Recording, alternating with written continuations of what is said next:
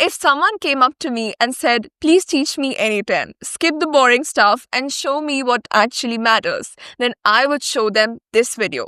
Because if you master these 18 nodes, you will basically master 80% of N8N. And I can say that confidently because I am an N8N expert. I have created dozens and dozens of automations and AI agents on N8N, and these are the most used N8N nodes whatsoever. So if you're ready, let's get started. Now, when I say nodes, they mean nothing else but the building blocks of your automation.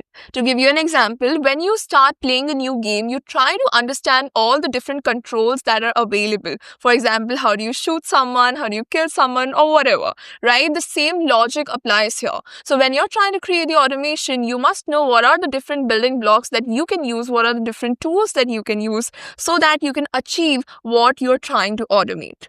And as I said, I have made a list of the top N8N nodes that you need to master today based on my experience so far. And I've also categorized them under these categories so that you can easily learn them and also retain them in your memory. Now, before we start to learn these nodes one by one, I would like to bring up why is N8N so much in hype these days, and should you even spend your time trying to learn this platform? So let me tell you that N8N is a no-code automation platform. Anyone out there can go ahead and create automations, AI agents, and workflows using simple drag and drop features. Now, there are other platforms which give you the same facility, but the thing about N8N is that it is an open source platform, which means that its code is readily available for free and anyone can access it and anyone can run that code on their machine. And that means increased data privacy and decreased costs. And that is why companies are preferring N8N on top of any other, because when you're creating automations, you're sending a lot of confidential data here and there, and that's why self-hosting becomes a great feature.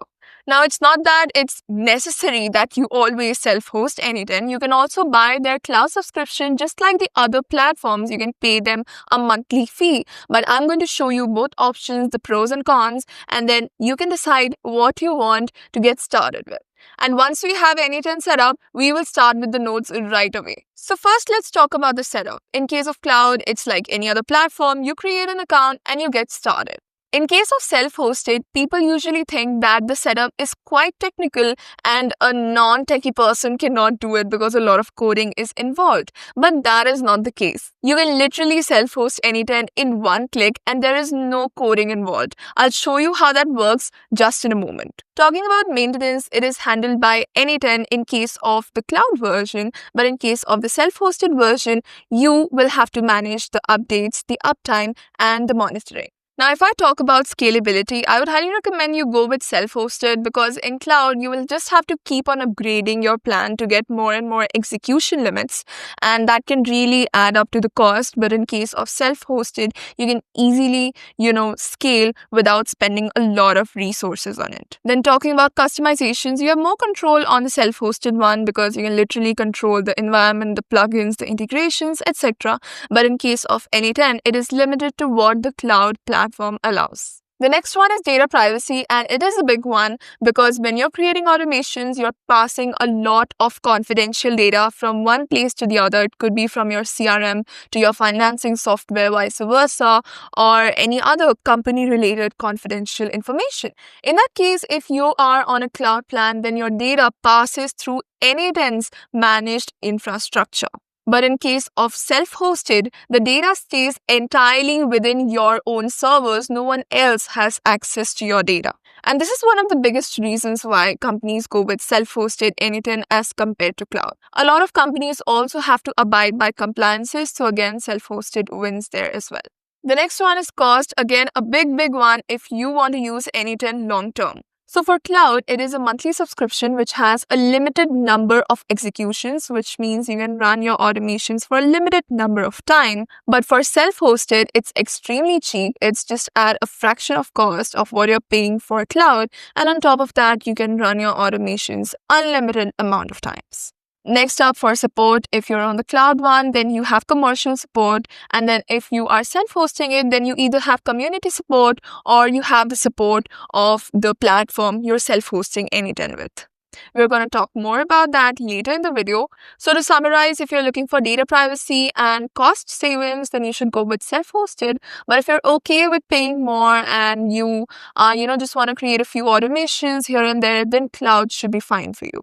But I feel like once I show you how you can very easily self-host N8N with a few clicks, you are going to go with the self-hosted version. So let me take you to my screen and let me show you how you can quickly self-host N8N. So this is what I was talking about, self-hosting N8N using Hostinger's VPS.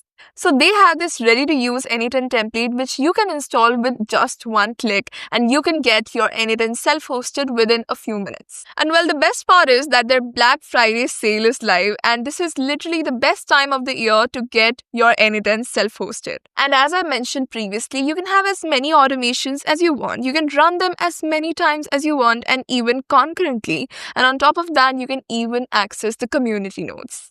The other good thing is that they come with a 30 days money-back guarantee along with a 24/7 support. So to get started, you will find the link to this page in the description down below. Once you land on this page, you can scroll down to find the different plans that they offer for their VPS. And out of all of these plans, I would recommend that you go with the KVM2 plan, which is also coming with a 69% discount because of the Black Friday deals. So you should surely not miss on that. And if I talk about the KVM2 plan, it comes with 2 vCPU cores, 8GB RAM, 100GB NVMe disk space, and 8TB bandwidth, which should be more than enough for your N8N journey.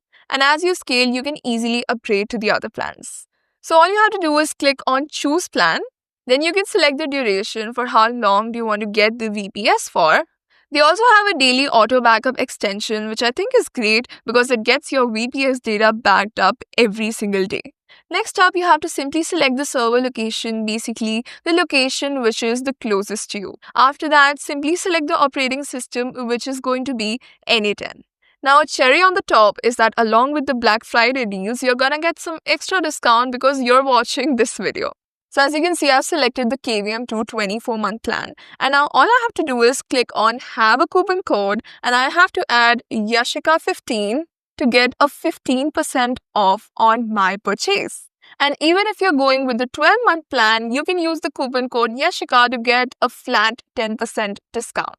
So you will find the link to Hostinger in the description down below along with the coupon codes that I have mentioned in the video so that you can get some extra discounts. So once you're ready, simply click on continue and make your purchase. And now let me show you how you can self-host N8N in literally no time using their VPS. So once the purchase is completed, you will land right here. All you have to do is go to the VPS section. There you will see the KVM2 VPS we just now bought, and all you have to do is click on the setup button. Then select the server location which is the closest to you and click on next. Then we have to choose an operating system. So I'm just going to search for N8N and I will select the first option. So let's click on select. Then you have to create a root password which you will use to log in into your VPS. So just create a password and make sure to store it somewhere. Make sure this is checked and click on finish. Okay, so it has been completed, and now let's click on Manage VPS. And as you can see, our server is live. Let's click on Manage App now. And there you go, we can set up our account and get started. So create an account and then you will land directly onto your N8N dashboard. Basically, your self-hosted N8N dashboard. Alright, and now before we get started, I have quickly switched the theme to dark because it's just good for my eyes. If you want to do the same, you can just head over to settings and then personal settings and simply change the theme to dark. Alright, so let's get started and let's click on this orange button that says create workflow. So let's start with the first category, that is going to be triggers. Triggers are nothing but the starting points for your automation. So if you click on this, you can clearly see what triggers this workflow, and we have a couple of options to choose from. But let's just talk about the ones that are the most important. So the first node that I would like to cover in today's video is going to be trigger manually. Trigger manually is one of the simplest nodes in N8N, yet so powerful. So if you click on it, there are no such settings that you can do for this particular node. But the entire job of this node is to allow you to start your automation by clicking on this orange button that says execute workflow. Now, this is useful in two scenarios. The first scenario is when you don't want your automation to have any sort of trigger and you just want to come in manually inside N8N and run the automation yourself on demand. The second use case is when you pair it with some other trigger. So let's say your automation has another trigger, for instance, on a schedule. Now, in case of on a schedule, you're not going to wait for 9 a.m. on Monday to run your automation, right? So in that case, you can have both of these triggers, and whenever you're testing or you just want to run your automation, let's say on 10 a.m. on a Wednesday, then you can simply click on this execute workflow button and you can skip the rules of this trigger. So as I said, very simple but extremely powerful. This is literally the first node that goes into any of my automation because it's very important for testing itself. So to summarize, it is nothing else but a button that starts your automation. The next trigger or the next node that I would like to cover is going to be on chat message. So let's click on the plus icon here and let's click on add another trigger. And here you can clearly see on chat message which has this chat-like icon. And if you click on it, it opens up the screen and this is how the node looks like. So as we all know, AI agents are thriving at this point. And if you want to chat with your AI agent, then this is the trigger you have to go with. So this trigger not only opens up a chat window inside your automation, but it also gives you the option to make your chat publicly accessible on a URL. And every time you send a message on that URL or inside this chat window, then that is going to trigger the automation or start the automation. Now, it could be an AI agent or a fairly simple workflow, doesn't matter. But the point is that this literally starts your automation and gives it some sort of an input. So while I'm building the automation, I typically keep this off and I just use the chat window inside N8N to, work with it. For example, let's type a hi here, and as you can see, it has received the hi message. But once my automation is completed or my AI agent is completed, I turn on this toggle. Maybe I make a few changes here. So let's say my name is Alex. How can I assist you today? If you click on add field, you also have some other options, for example, for styling, for inputs. I usually turn on the allow file uploads because sometimes I do upload files to my automations. So first, let me show you how this page looks like, and then we're going to talk more about the styling. So if I save this and if I turn on the automation, which means if I make it active, I'll be able to access the chat through this URL. So let me open it up in a new page, and there you go. This is how the page looks like. This is your title, this is your subtitle, and these are the messages, and this is the place from where you can give in your input. And that is just one mode of accessing the chat. The other mode is embedded chat. Just in case you want to embed this on your website, then you can do that as well. So if you click here, it will take you to the documentation, which is going to show you how you can embed it on your website or inside your app or wherever you feel like. We're going to focus on hosted chat for now because that is what is used the most, mostly in case of AI agents. You can also have authentication if needed, but I just keep it as none. And here you can define the title, the subtitle, etc. As I said, you can even add custom styling to your chat. So this is more of CSS coding. For example, you want to change this color, you want to make this look a certain way. In that case, you can do that via custom CSS styling. And it doesn't stop here. So in the rest of your automation, you can easily map the chat inputs that the user is typing. For example, if you have an AI agent node here or an OpenAI node here, then you can easily pass on what the user has written so that the OpenAI model or the AI agent can, respond to them. There is no need for you to have another node to respond back to the user. So that is usually handled by the AI agent itself, which we will see later on. But this is by far one of the most used trigger nodes when it comes to AI agents. The next trigger on the list is going to be on form submission. So if I click on plus again and if I try to add another trigger, I can see that I have an option of on form submission. And this is very similar to chat, but in case of chat, there is back and forth. But in case of a form, all you have to do is add your inputs once, and that's it. That starts your automation and gives your automation some sort of inputs. Now, they can be answers to questions, they can be file uploads, images, etc. But the point is, it starts your automation and gives it some data to get started with. I tend to use it a lot again because, we need inputs inside the automations. For example, if I'm trying to generate a post, I need to start with a raw topic. So I just ask the user what is the raw topic, and based on the topic, we can go ahead and generate the post using an AI agent, for instance. So both of these are generally input triggers. Now, the same logic works here as well. You get a URL where your form is hosted, and every time you fill it out, it runs your automation. Again, you can give your form a title here. You can give a description here. You can easily add the questions by clicking on Add Form Element. So let's say, what is your name? You can select the element type. So for example, name is text. So I'm going to go with text. But if it was, what is your age? I would go with number. You can also have radio buttons, you can have checkboxes, you can have multiple choice, you can have files, etc. It's just like any other form out there. Let's turn it on as a required field. And for the placeholder, let's say John Doe. And similarly, you can keep on adding more and more questions. Similar to the chat input, you can again change the styling. You can change the button labels. For example, generate post. Another cool feature about this node is that you can decide when you want to respond back. So the first thing is you can just respond as soon as the form is submitted that, we have received your details, thank you so much for submitting, etc., etc.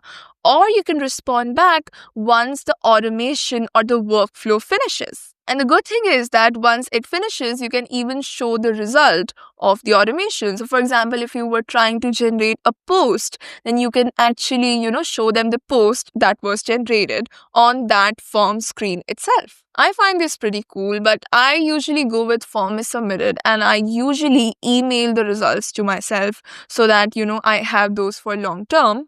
But again, it's a choice and it depends on your use case as well. You can also tinker around with the form path. So let's say you want to say Yashica's form.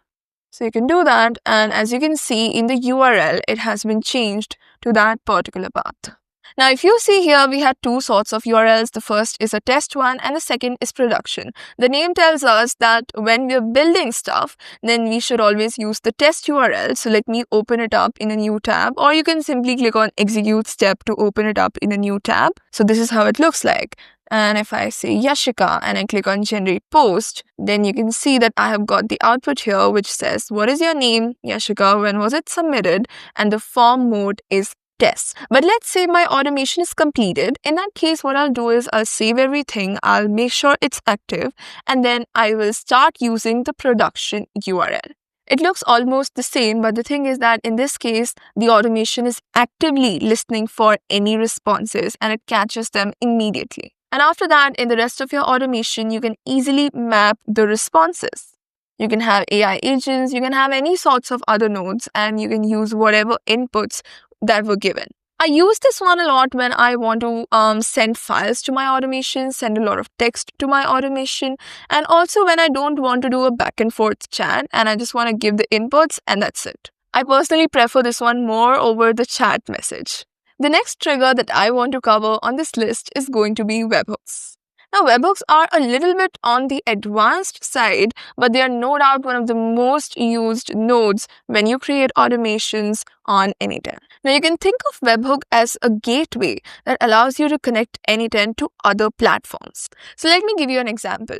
So if you want some other platform to actually call your N8N automation or trigger your N8N automation and get the results back, in that case, you have to use webhooks. So let's think of an AI voice agent and you have designed an N8N automation that checks your CRM and gives the customer details back. In that case, what happens is that your voice agent makes a webhook call to this particular URL, which basically starts your automation. It does everything and then it returns the results back to your voice agent. Now, it's not necessary that it's just a voice agent. It can be any platform from which you want to call your N8N automation. It can even be a front end. So let's say you have a front end which is teed up to your N8N automation. So how is it teed up? So it's teed up via a webhook.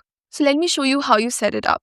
So firstly, you have to set up the method, which is either going to be post or get in most cases.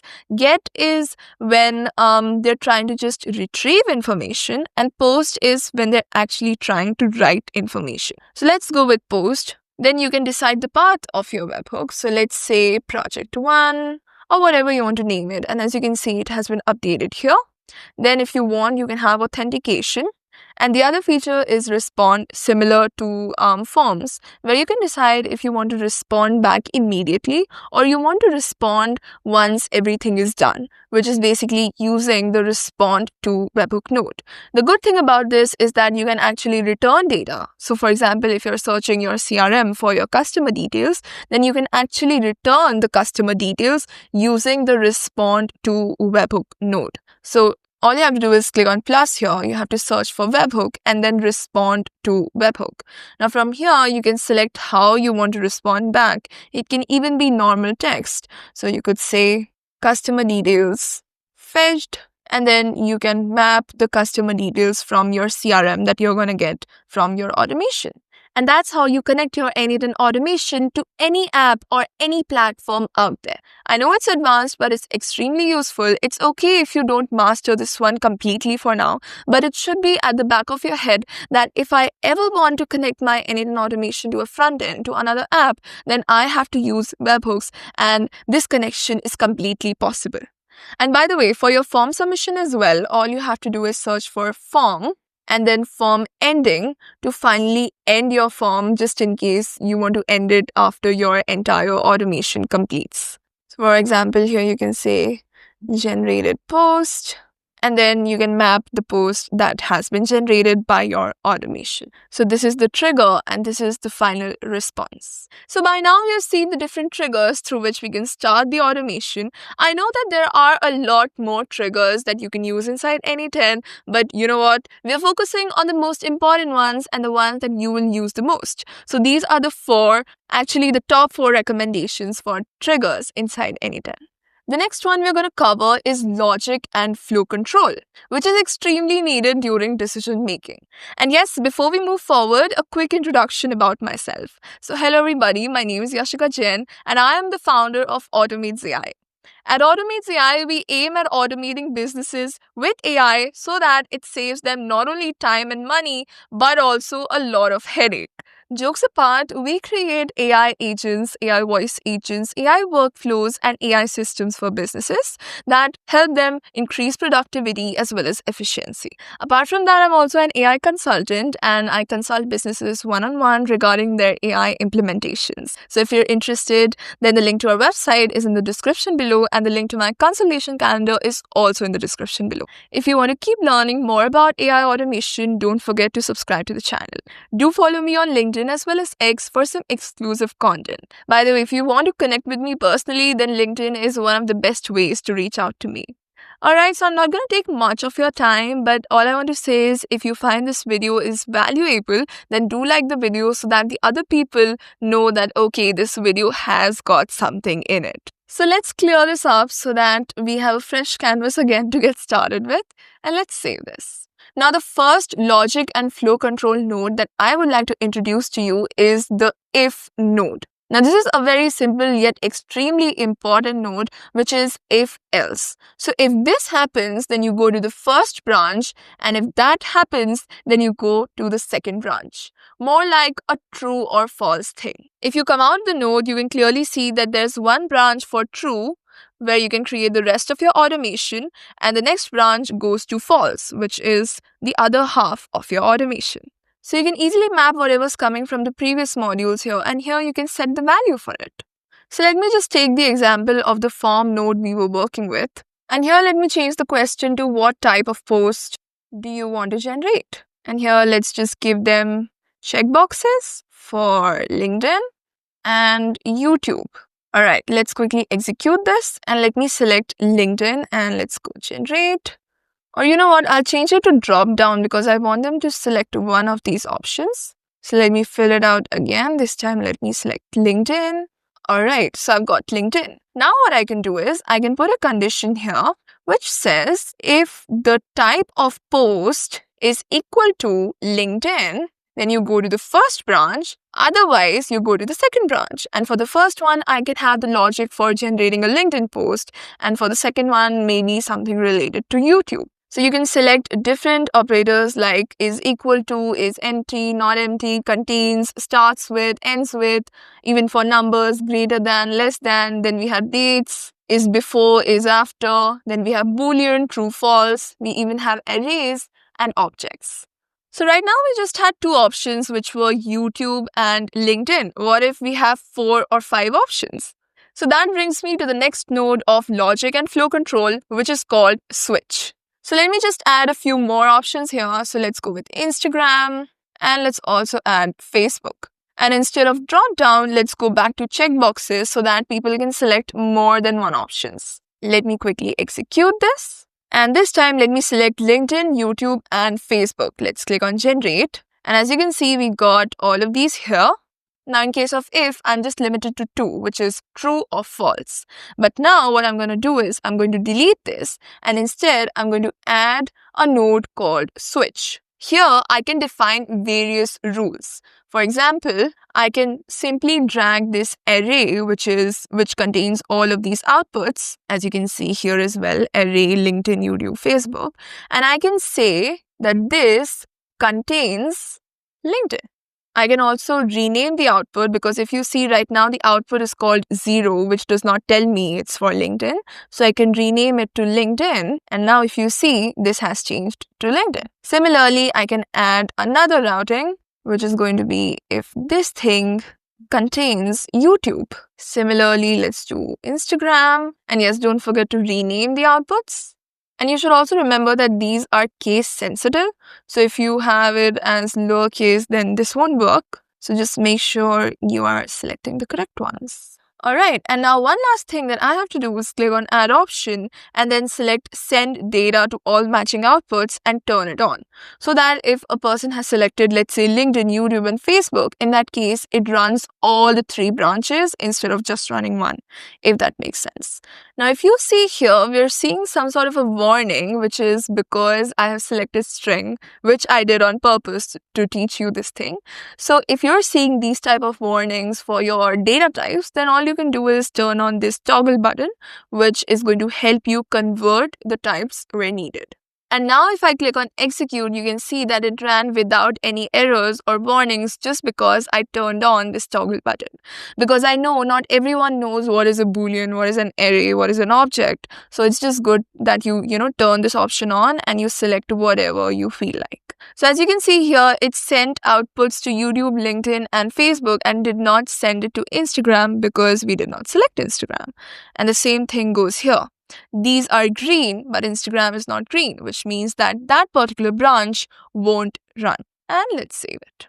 So I hope you will remember the if and switch logic so that you're able to create branches inside your automation for decision making. The next one on the list is called wait.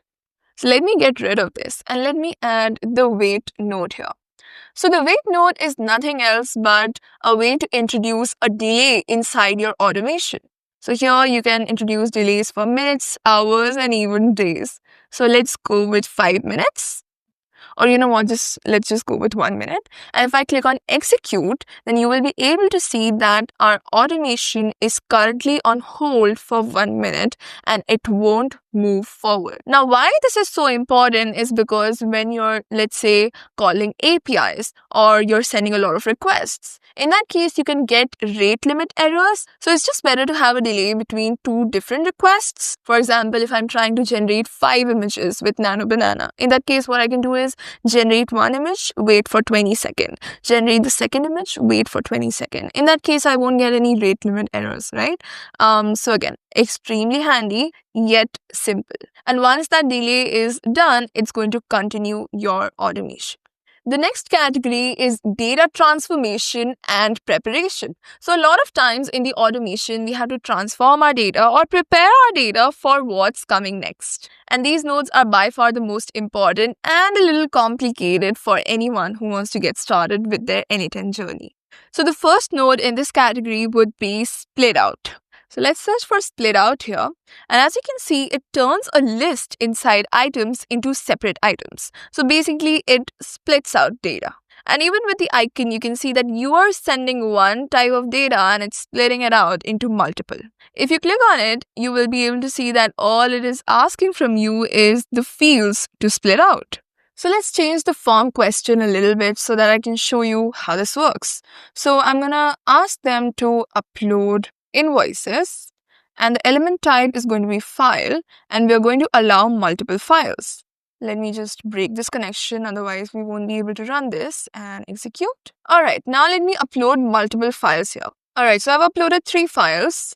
And now as you can see, we have upload invoices 0, 1 and 2. And now what I want to do is I want to upload them to Google Drive.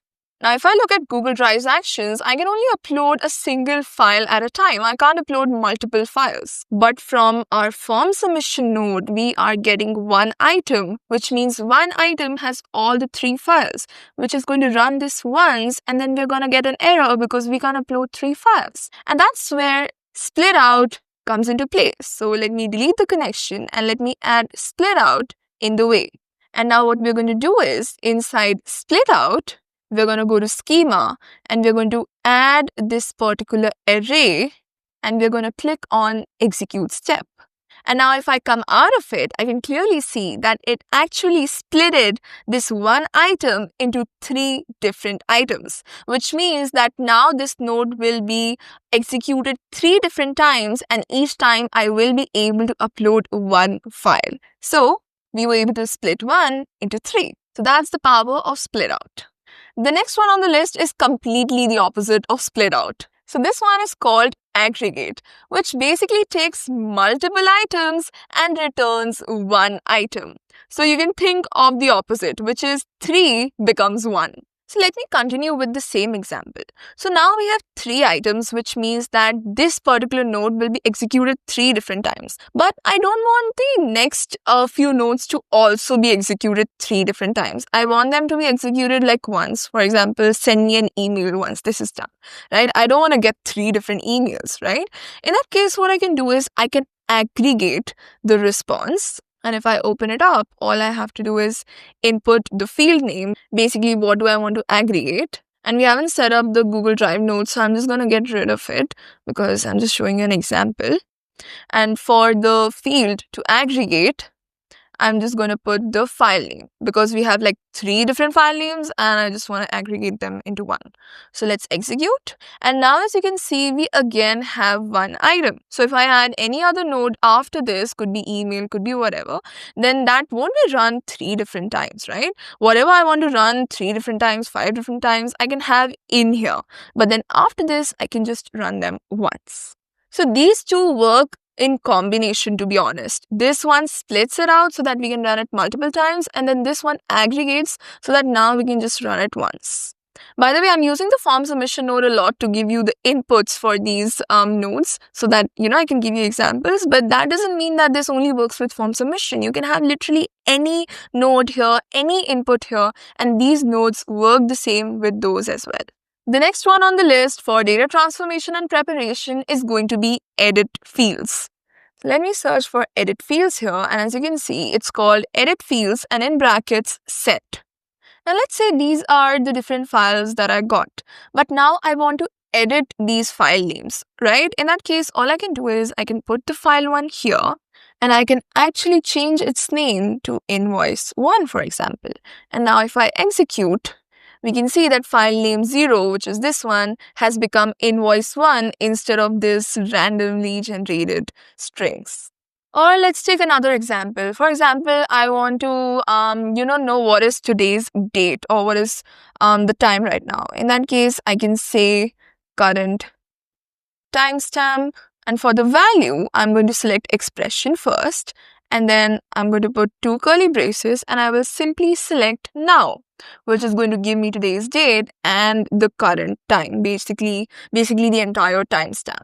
So I hope you're getting my point. You can actually edit variables or fields using this particular node. And now if I run this, you can see that it is now a variable or a field that I can use later in my automation wherever I want. Maybe I could tell the LLMs the current timestamp. Now, this looks simple and you might think that it's not that important, but it is. A lot of times you want to change the data, you want to change the values, and this comes in handy. So in summary, this allows you to create new fields or edit the existing fields.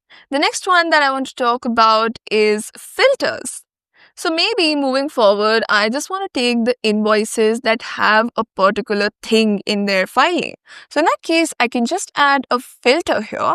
And let's go to schema. And here I can say that file name must contain, let's say, 17617. So as you can see, the last two do have that, but this one does not have that. So now if I execute, you will be able to see that one of the items have been discarded, which is the upload invoices 0, which is this one. So it's a great way for filtering data and only using what is needed. So the last two invoices will be sent forward, but the first one will be discarded. You can also add another condition here, which could be that the file type must be equal to text/vtt. And you can also select if this is an AND condition or is it an OR condition, which means if it's AND, then both should be true. If it's OR, then either of them can be true. Just like we do in Excel, right? Same logic. The next one on the list is quite interesting because when we talk about N8N, we say that it's a no-code automation platform. But the reality is that sometimes in our automation, we have to run small snippets of code. So let me first get rid of all of this. Otherwise, you're going to get confused. And now let me add the code node. So I'm going to search for code. And here you can either run a JavaScript code or a Python code. Mostly we run JavaScript code and it's usually needed to, sometimes manipulate data. Let's say you're not able to use N8N's nodes to do that. In that case, you can write a simple script of code. Now, I know we don't know how to code, that's why we're using N8N. So in that case, we can use the help of ChatGPT or Claude to write this simple script that can help us achieve what we're trying to do. Now, I'm not going to use any sort of example. I just want to say that if you want to run some sort of code, you can use this node. Wow, that rhymes. And the last one on the list for this one is going to be convert to file. So let's get rid of this and let me search for convert to file. And if I click on it, you will see that actually we have a couple of options here. So you can literally convert your data to all of these: CSV, JSON, text file, XLS.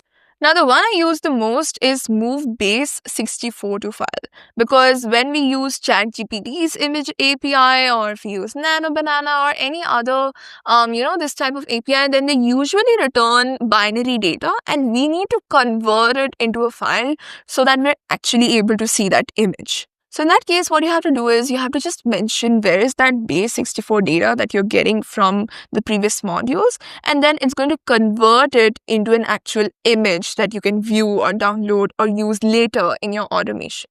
But that's not it. You can also, you can convert to HTML, CSV, etc., text file, depending on your use case. Now, while we're talking about this, I would also like to mention extract from file, which is like the opposite of this. So if you already have a CSV file, if you already have a PDF file from which you want to extract data, then again, this comes handy. I use this one all the time, which is extract from PDF. But the thing is that it only extracts text, okay? So if you have any sort of images, it won't do any OCR, but sure, you will get all the text in that PDF. And with that, we have progressed to the next category, which is AI and automation logic.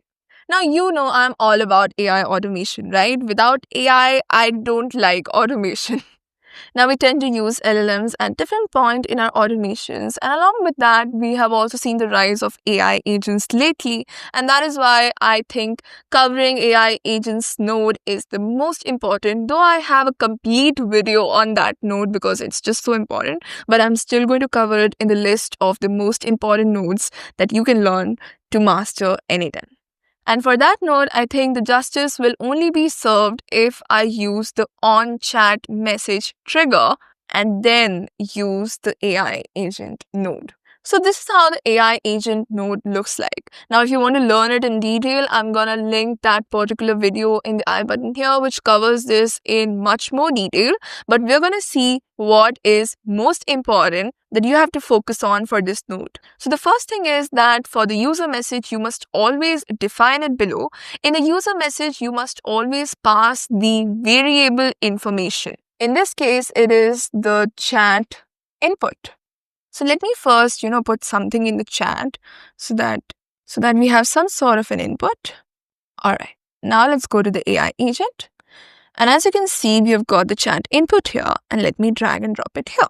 So the chat input is hi, and this hi will always be replaced with whatever the chat input is, which means it is a variable.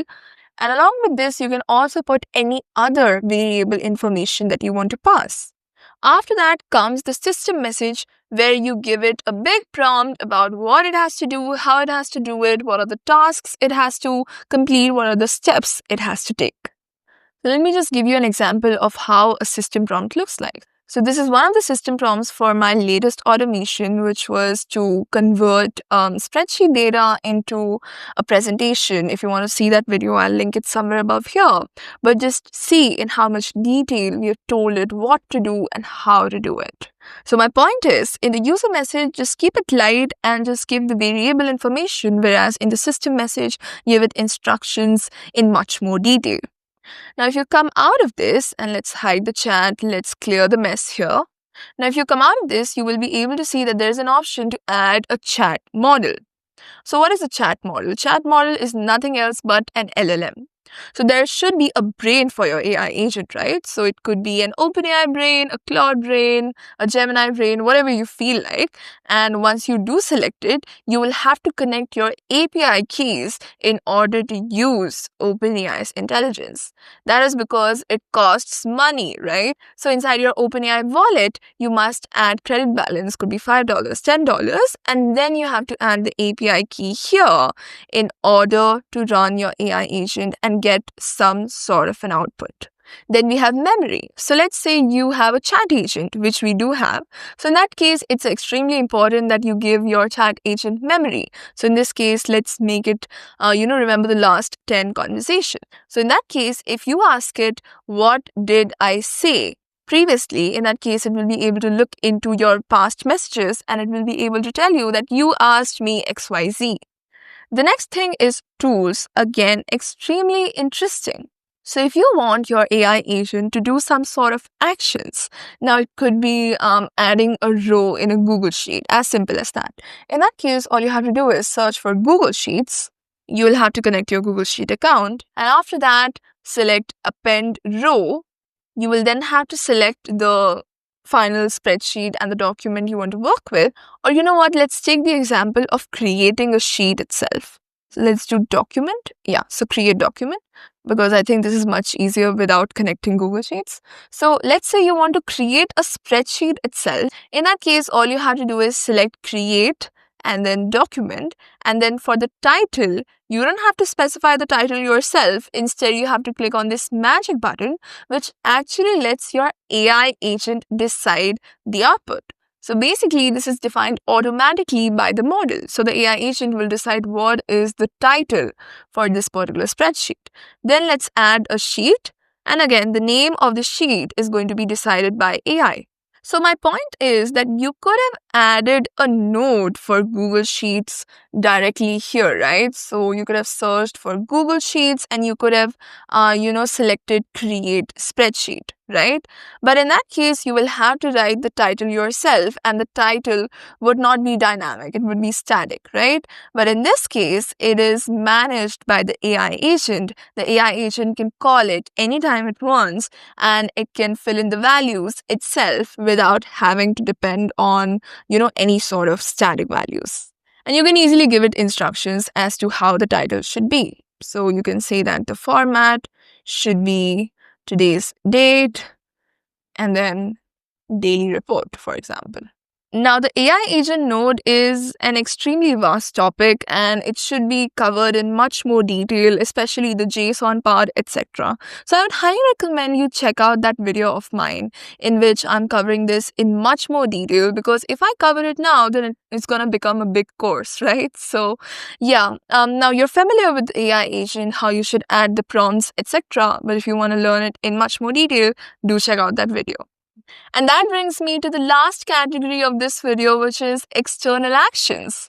So let me clear this out first. Now, if I click on plus and I click on action in app, you will be able to see that there are a ton of apps that you can connect with.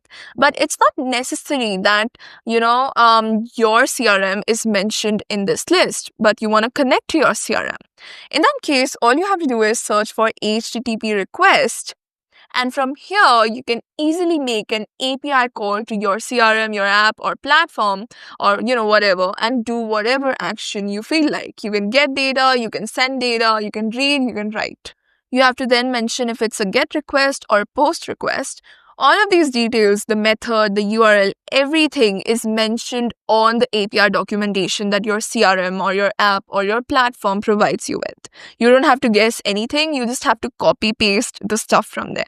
So let me just take an example of OpenAI's documentation, all right? Now I know N8N directly connects with OpenAI, but I'm just doing it to show you how it works. So let's go to API reference and let's go to images, create image, for example.